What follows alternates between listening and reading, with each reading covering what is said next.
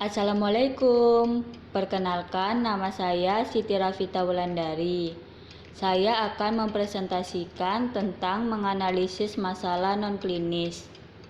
Di sini saya mengangkat kasus dengan tema kebakaran hutan dan lahan di wilayah Provinsi Riau pada awal tahun 2020. Hampir setiap tahun, Indonesia disibukkan oleh bencana kebakaran hutan dan lahan, atau biasa disebut dengan karhutlah. Saya melihat permasalahan kebakaran hutan dan lahan di wilayah Provinsi Riau pada awal 2020. Data menunjukkan, selama Januari hingga Februari, karhutlah di Riau hanguskan 1 hektar lahan gambut.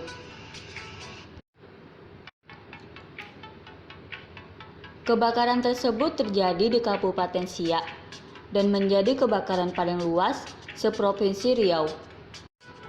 Menurut Bupati Siak, kebakaran ini terjadi 99% karena kesengajaan manusia yang tak bertanggung jawab.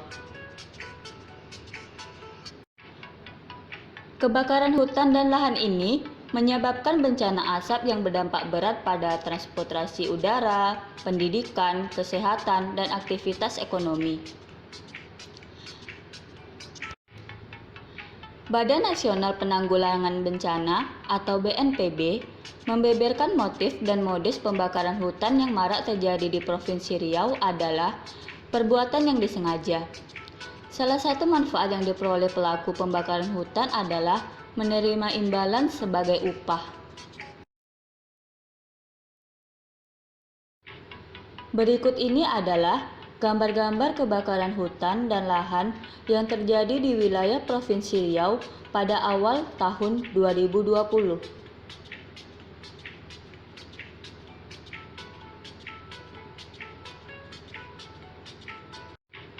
Berikut ini adalah gambar-gambar kebakaran hutan dan lahan yang terjadi di wilayah Provinsi Riau pada awal tahun 2020.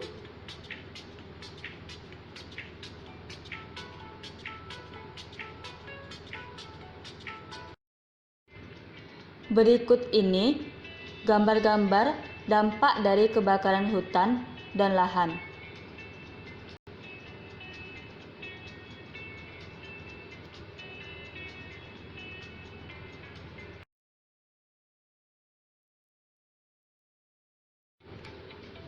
Menurut teori belajar sosial Rotter dan Michel, bukan lingkungan atau manusia yang mendasari perilaku, tapi kognisi manusia, sejarah masa lalunya, dan ekspektasinya terhadap masa depannya, di mana ekspektasi adalah harapan atau keyakinan.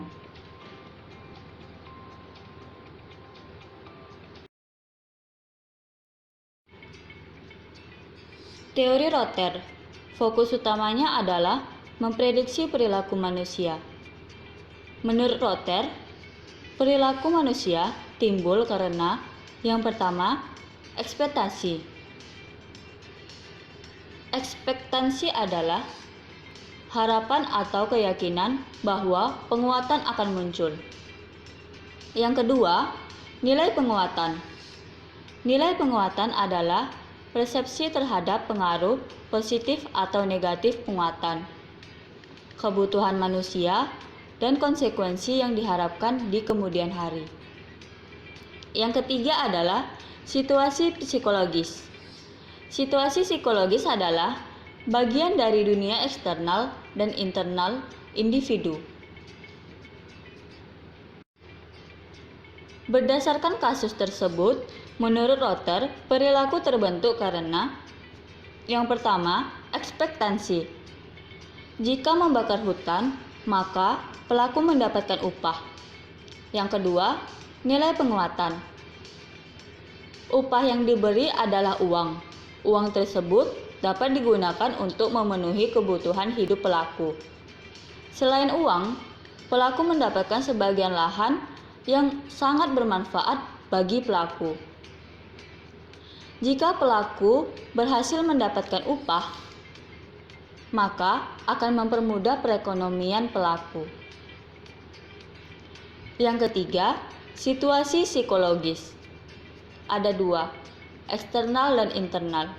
Eksternal, ia melakukan aksinya beramai-ramai. Internal, suasana hatinya merasa senang saat melakukan aksi karena mendapat imbalan. Perilaku yang muncul adalah membakar hutan.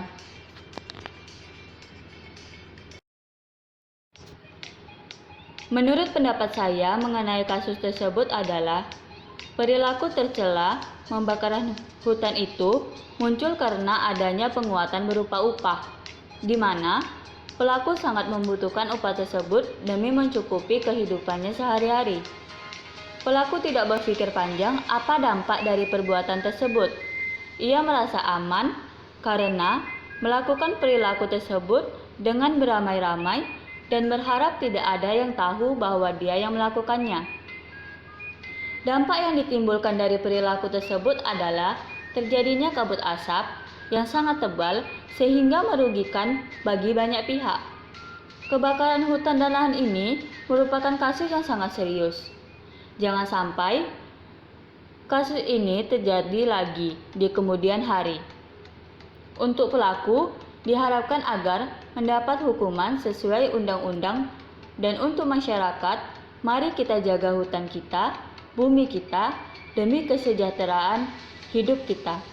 Dari kita, untuk kita.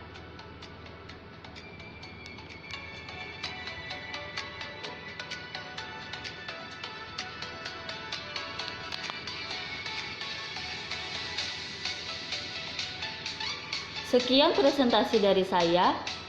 Assalamualaikum warahmatullahi wabarakatuh.